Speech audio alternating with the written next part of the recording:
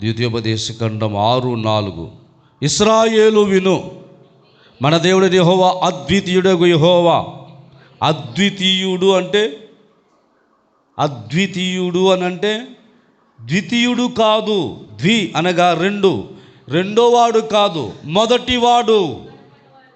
మొదటివాడు ఆయనే, కడపటివాడు ఆయనే. ఫస్ట్ ఉండేది ఆయనే, చివరి ఉండేది ఆయనే. ఈ మధ్యలో వచ్చి అన్నీ కూడా, ఈ మధ్యలో వచ్చే దేవుళ్ళన్నీ కూడా కల్పితాలు. మొదట ఆయనే, అల్ఫా ఆయనే, ఒమేగా ఆయనే, ఆది ఆయనే, అంతము ఆయనే.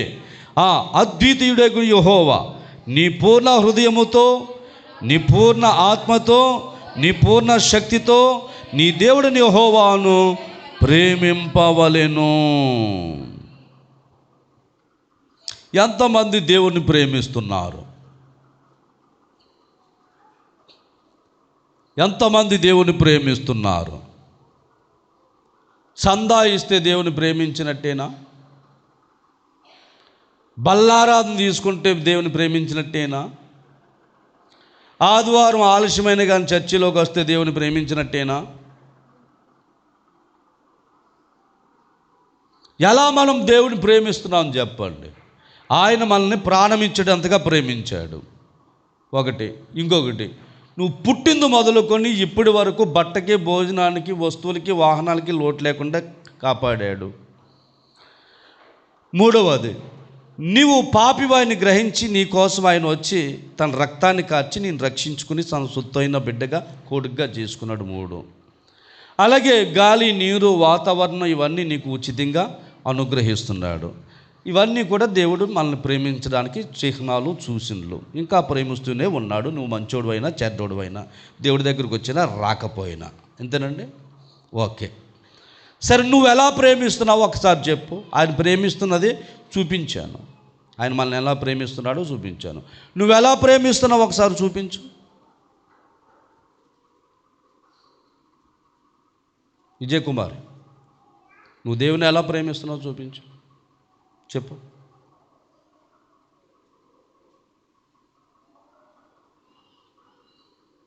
నిన్ను నీవే ప్రేమించుకుంటున్నావు.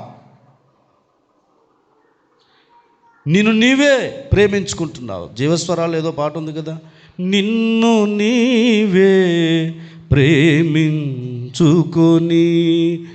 నీకై ఆస్తులు కూర్చుకొని తినుము త్రాగుము సుఖించుమని నీ ప్రాణముతో చెప్పుకొని దేవుని మరచి జీవించేదవా.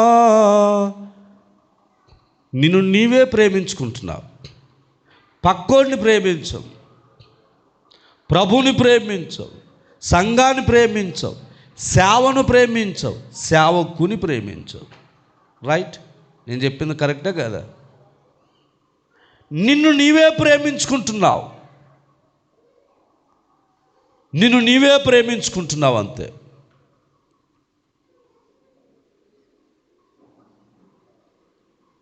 ఆ ధనవంతుడు చూసారా, వాడు తనకు తానే ప్రేమించుకుంటున్నాడు.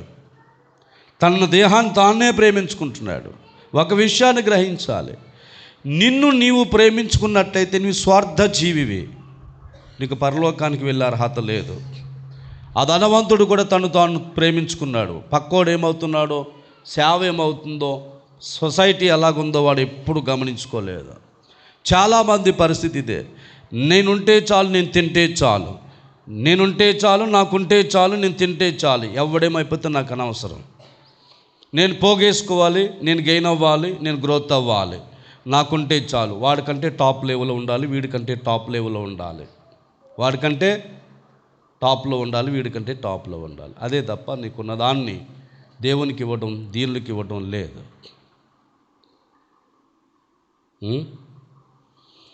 దేవుణ్ణి ఎలా ప్రేమించాలంటే పూర్ణ హృదయముతో, ఫుల్ హార్ట్. పూర్ణ హృదయము అంటే ఇప్పుడు ఒకడికి మొన్నసారి ఒక చోటుకి వెళ్ళాము. ఆవిడ హాస్పిటల్లో ఉంది. హాస్పిటల్లో ఉంటే వాళ్ళ మేనల్డ్ అనమాట, నేను అర్జెంటుగా వెళ్ళాలండి, మా మేనత్తకి కాఫీ తాగాలని ఉందండి. కాఫీ ఏమో ఎప్పుడు చిటికమంటుందో ఇతనికి భయం వేసి కాఫీ కావాలని ఇంకా అక్కడ ఎన్ని పెట్టినా ఫ్రూట్స్ ఉన్నాయి, బన్స్ ఉన్నాయి, ఇక చాలా డ్రింక్స్ ఉన్నాయి, మజ్జిగ ఉంది, టీ ఉంది, అన్నీ ఉన్నాయి. ఆవిడకి తాగాలనుకున్నది ఏంటండి? కాఫీ తాగాలని పూర్తిగా ఉంది. అది తెస్తారా చస్తారా? అంటే మనిషి హృదయంలో ఒకటి ఉందనుకోండి, అది ఫుల్ హార్ట్. ఆ వాంఛ తీరే వరకు మానవుడు తప్పిస్తాడు. ఉదాహరణగా సెల్ ఫోన్ కావాలి, ఏం చేస్తాం? చెప్పండి, ఏం చేస్తాం? దానికోసం శతవిధాల మైండ్ అంతా దాని మీదే. ఏ కంపెనీ తీసుకుంటే బాగుంటుంది, ఎంతలో తీసుకుంటే బాగుంటుంది, ఏ మొబైల్ అయితే బాగుంటుంది, ప్రతి మొబైల్ని చెక్ చేసుకుంటాం. అలాగే ఒక బైక్ తీయాలని ఆశ కలిగి ఉందనుకోండి, ఇక ఫుల్ హార్ట్ దాని మీదే ఉంటుంది. వెళ్ళే బైక్ అంతా చూస్తూ ఉంటాం, వెళ్ళే బైక్లన్నీ చూస్తూనే ఉంటాం. ఏ కంపెనీది ఏ మోడల్ తీసుకుంటే బాగుంటుంది, హార్ట్ అంతా అదే ఉంటుంది. హల్లెలూయా.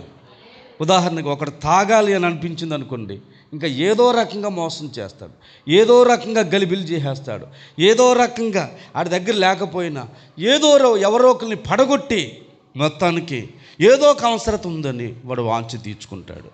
అదే ఫుల్ హార్ట్. ఏదో ఇంట్లో వెళ్ళే ఆ షాపుకి వెళ్ళి తెచ్చుకుని తాగే అవకాశం లేకపోయినా, ఇంట్లో పరిస్థితులు అన్నీ కూడా బంధించేసి ఉన్నా కానీ ఏదో